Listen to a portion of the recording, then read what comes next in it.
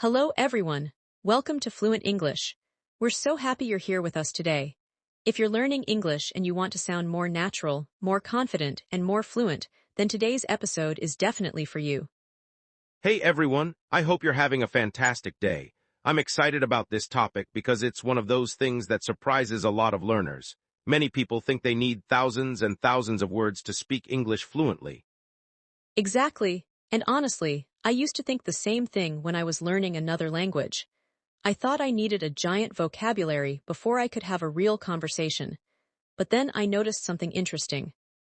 Let me guess, native speakers were using the same words again and again. That's right. The most common conversations were built with a surprisingly small group of words. And today we're focusing on just 9 powerful verbs that can help you communicate in countless situations. We're talking about verbs like be, have, do, get, go, make, know, think, and take. These verbs appear everywhere in everyday English. By the end of this episode, you'll understand how these verbs work, how native speakers use them naturally, and how you can start using them in your own conversations right away. And here's a question for you. Which English verb do you use the most every day? Is it go, have, think? Let us know in the comments because we'd love to hear from you. Great question.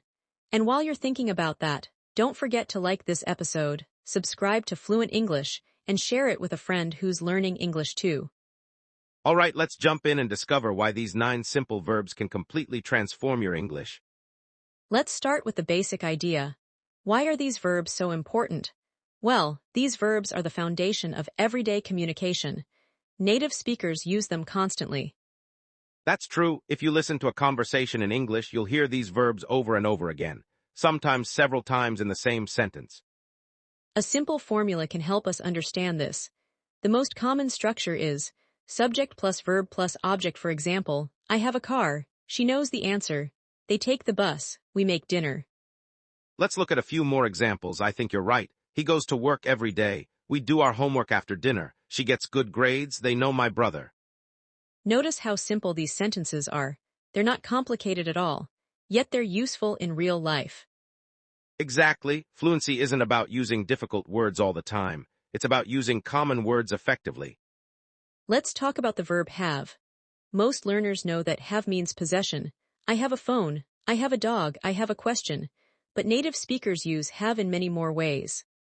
Right, for example, have breakfast, have fun, have a meeting, have a good day, have a look, have a conversation. That's a great point. You can express dozens of ideas with just one verb. The same thing happens with get. Get a job, get ready, get married, get home, get better, get tired. Wow, get might be one of the hardest working verbs in English. I think so, and it's one of the most useful verbs you can learn.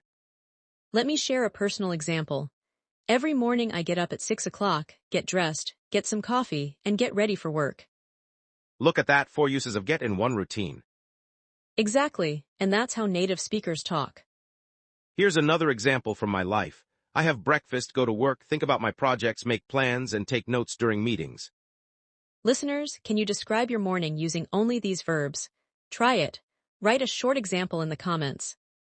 Even 2 or 3 sentences would be great practice. Now let's look at another powerful verb. Make. Many learners think make only means create, make a cake, make a chair, make a website, but it can do much more. That's right, make a decision, make money, make friends, make progress, make a mistake, make an appointment. Native speakers use these expressions all the time. Here's a question for everyone listening. Have you made any important decisions recently? Good question. Maybe you decided to learn English. That's definitely a great decision. Absolutely. Now let's talk about know. Know a person, know the answer, know the truth, know how to cook, know where something is. Notice that know often connects to information or familiarity. I know her, I know this city, I know how to drive. And what about think? That's another superstar verb. I think it's interesting, I think you're right, I think we should leave now, I think English is fun. Native speakers say, I think, constantly because it softens opinions and sounds friendly. Exactly, instead of saying you're wrong, people often say, I think there's another way to look at it. That's much more polite. Speaking of politeness, let's talk about negative forms. Great idea. For example, I don't know, I don't think so, I don't have time, I don't want coffee, I don't need help. Notice the pattern: subject plus don't plus verb. I don't know, we don't agree, they don't understand. And for third person singular, he doesn't know, she doesn't have time, it doesn't work. Listeners, can you make a negative sentence with one of today's verbs? Try it right now. Say it out loud before you continue listening.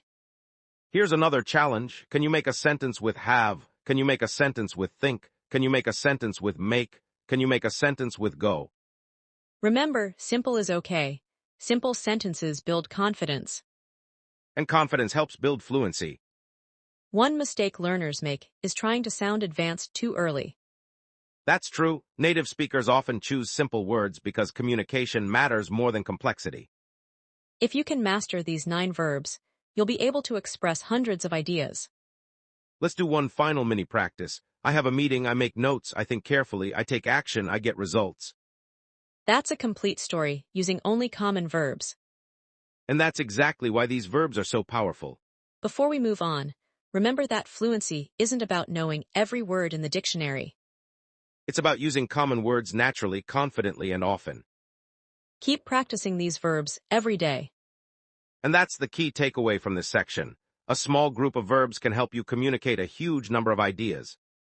Now that we've seen how powerful these everyday verbs are, let's take things one step further. Here's the exciting part. These same verbs can express completely different meanings, depending on the situation. That's one of the biggest reasons native speakers sound so natural. Exactly. Instead of learning hundreds of new verbs, you can learn different ways to use the same ones. That's a huge shortcut for becoming more fluent. Let's begin with one of the most flexible verbs in English, take. Most learners first learn it as to carry something. I take my backpack to school. She takes her phone everywhere. They take food to the picnic.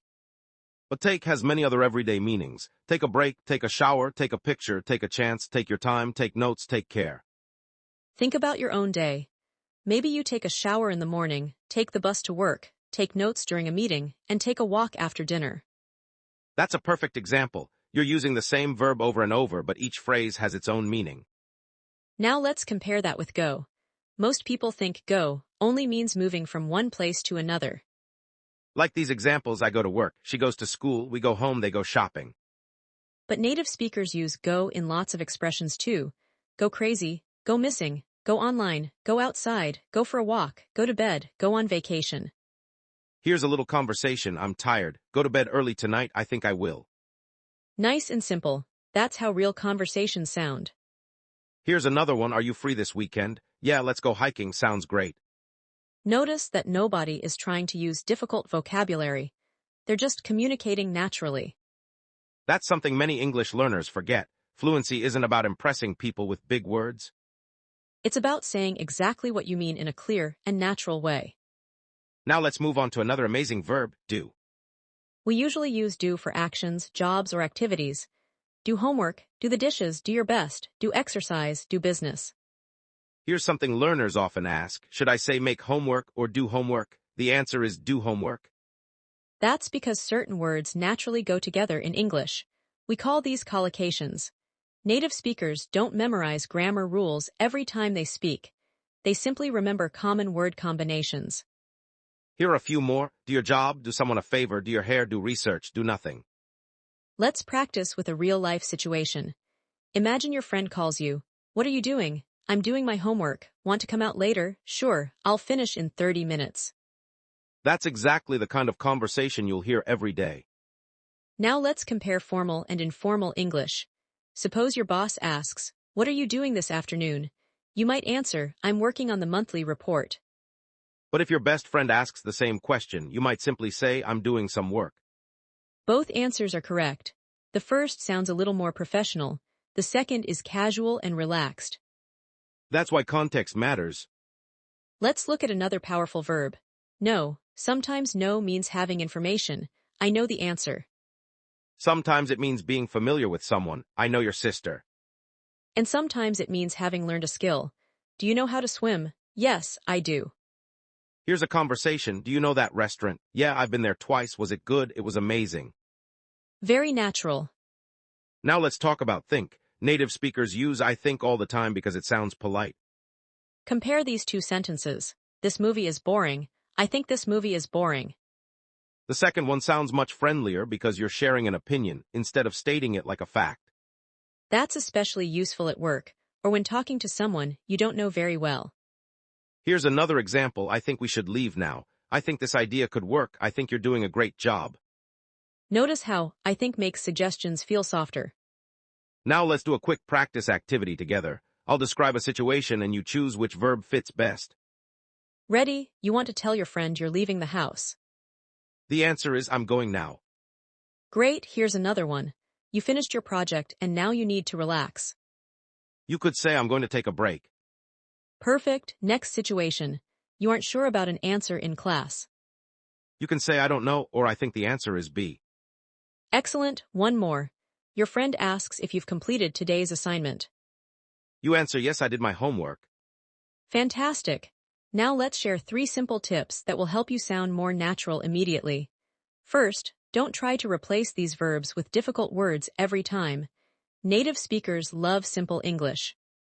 Second, learn common phrases instead of single words. Don't only learn take. Learn take a break, take care, and take your time. Third, copy real conversations. Watch TV shows, listen to podcasts, or hear native speakers talking. Pay attention to how often these verbs appear. You'll probably notice something surprising. The same verbs keep showing up again and again. That's because they're incredibly useful. So here's today's challenge. Write 3 sentences in the comments using any of today's verbs. Maybe 1 sentence with take, 1 with go, and 1 with do. Don't worry about making perfect sentences. The goal is to practice. The more you write and speak, the more natural these verbs will become. And if you see another learner's comment, reply in English. Even a short conversation is great practice. Let's quickly review what we've covered in this section. We learned that common verbs often have many different meanings, that collocations help your English sound natural, that formal and informal situations may change how you express yourself, and that practicing simple phrases is one of the fastest ways to build real fluency. We've already explored how these everyday verbs can express so many different ideas. Now let's focus on something that can make your English sound even more natural, using these verbs in real-life conversations. That's where fluency really happens. It's one thing to know a verb, but it's another thing to use it without stopping to think every few seconds. Exactly. Let's imagine you're meeting a friend for coffee. You might say, "Hey, how's it going?" Your friend could answer, I'm doing great, I just got a new job. Then you might respond, "That's awesome. When do you start?" I start next Monday, I think it's going to be a lot of fun. Notice how many of our 9 verbs appeared naturally in that short conversation. We used go, do, get, start, and think without even trying. That's how everyday English works. Here's another situation. Imagine you're planning a weekend with your family. Someone asks, what are we doing this Saturday? You could say, "I think we should go to the beach." Another person might reply, sounds good, I'll make some sandwiches. Then someone else says, "I'll take some drinks." And another family member says, I have a big umbrella. That's a complete conversation, built mostly with very common verbs. And none of the sentences are difficult, they're short, clear, and natural. Let's talk about sounding polite. Native speakers often soften their sentences instead of speaking too directly. Compare these 2 examples. Give me your phone. I think I need your phone for a second.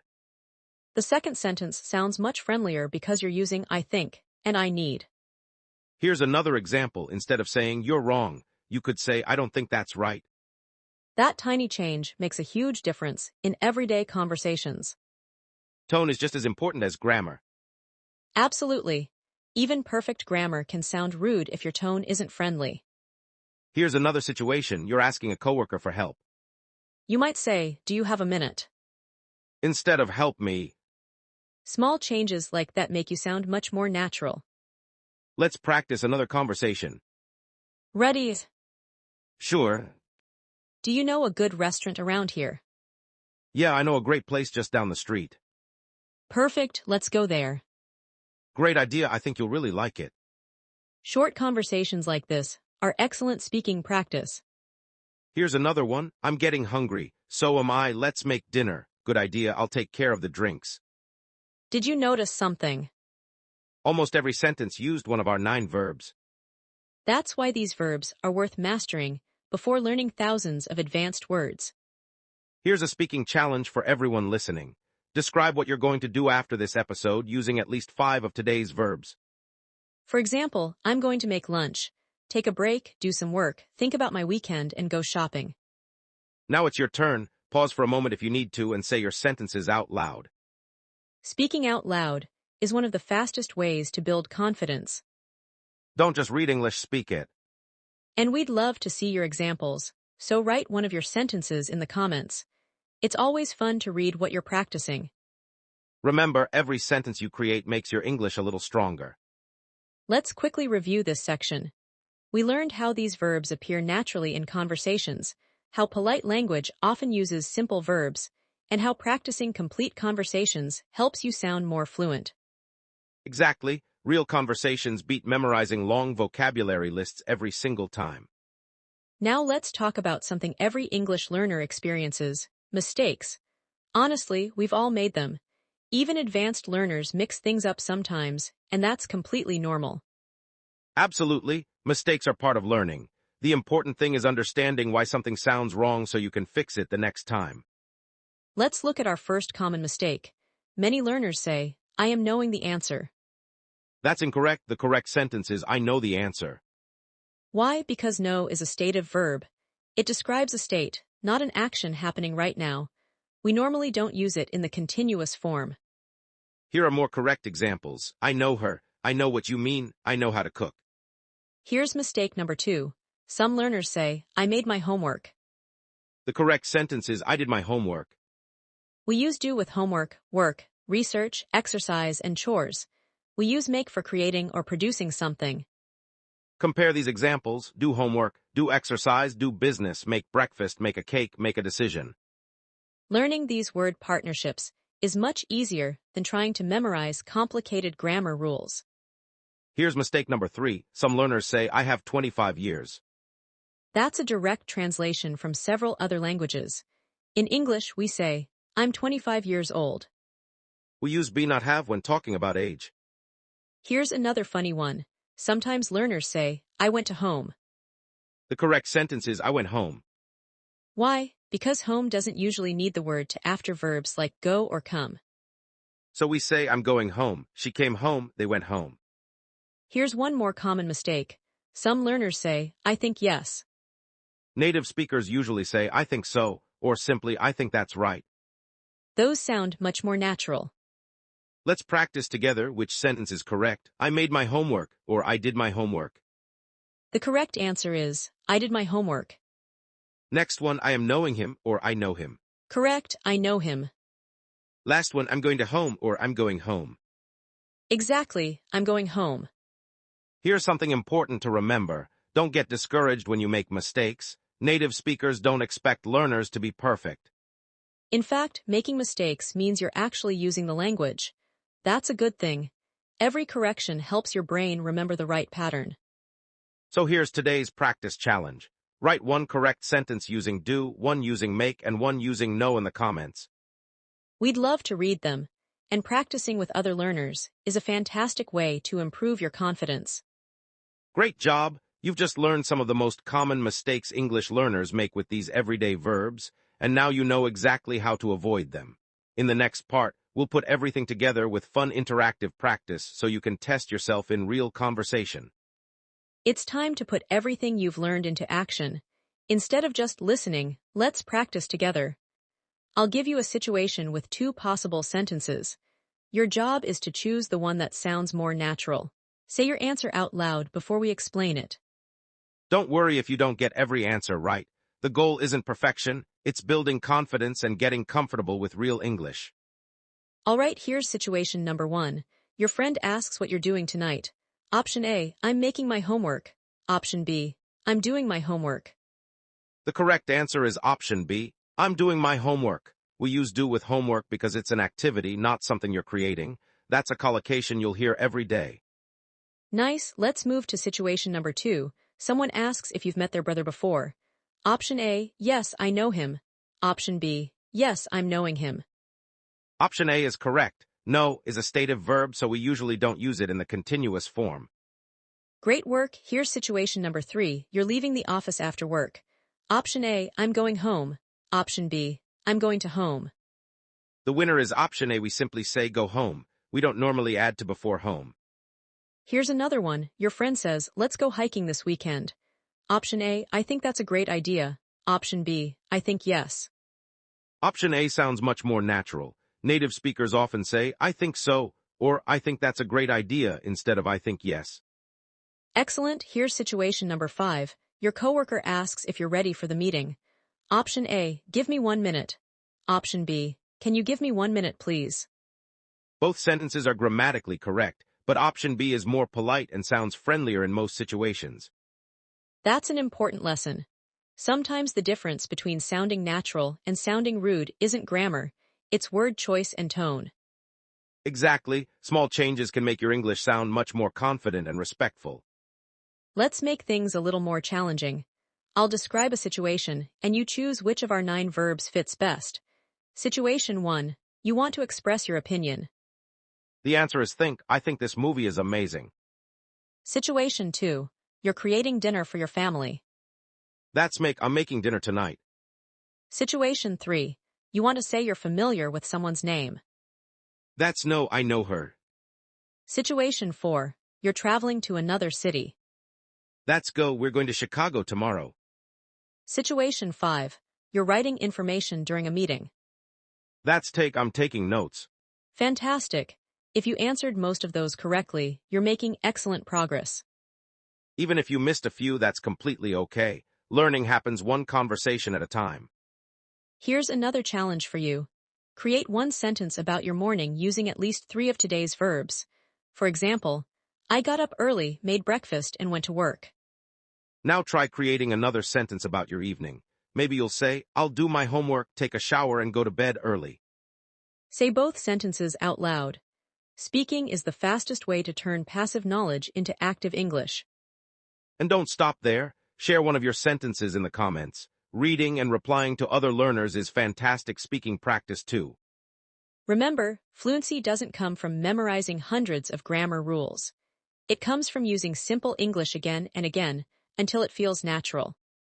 Every conversation you have is another step toward becoming a confident English speaker.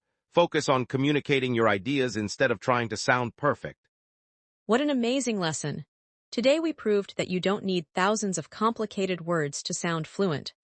By mastering just a handful of everyday verbs, you can communicate in hundreds of real-life situations with confidence.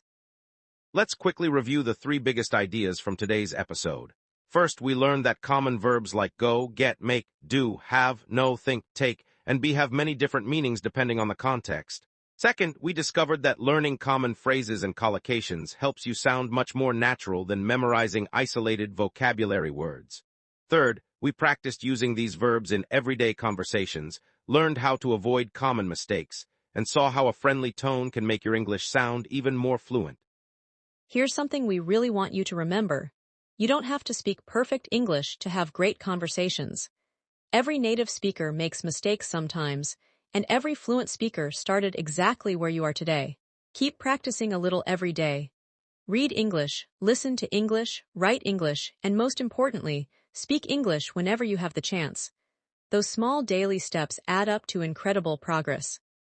Before we finish, here's one question for you. Which of today's 9 verbs do you think you'll use the most this week, and why? Tell us in the comments. We'd love to read your answers and see your examples. If you enjoyed today's lesson and found it helpful, please give this video a thumbs up, share it with another English learner, and subscribe to Fluent English so you never miss a new lesson. We create practical English content to help you speak more naturally every single day. Thank you so much for spending your time with us today. Keep practicing, stay curious, and remember that every sentence you speak brings you one step closer to real fluency. We believe in you, and we can't wait to see how much your English improves. Keep using these 9 powerful verbs in your daily conversations, and you'll be surprised by how quickly your confidence grows. Thanks for listening to Fluent English. Keep speaking, keep learning, and most importantly, enjoy the journey. See you next time.